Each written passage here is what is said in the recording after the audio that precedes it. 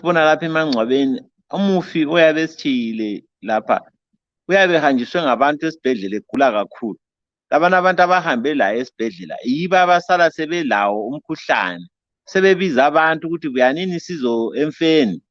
Yikho ngibona imfa le ye-COVID-19 ngabe kuthiwa kuyahlazululwa kuhle ukuthi sikhale ngezinye indlela ezitshiyeneyo lalokhu esikhala ngakho, ngoba nxa abantu behlangana laphana labantu labana abaphelekezela lwana umuntu esibhedlela, yikho lapho umkhuhlane umemetheka khona usiya phambili. Umkhuhlane lo khathesi kuqala wawungani ngumkhuhlane ohlasela abantu asebekhulile ngehlandla lokuqala leliyana elabomatshi kumnyaka ophelileyo.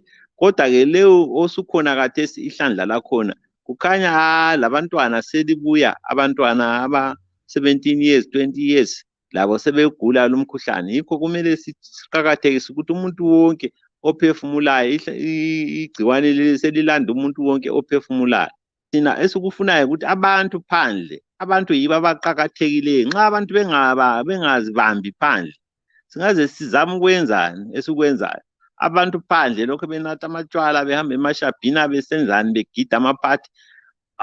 Izinto esizenzayo thina ziyabe zingasoze ziphumelele ngoba into le ise ebantwini.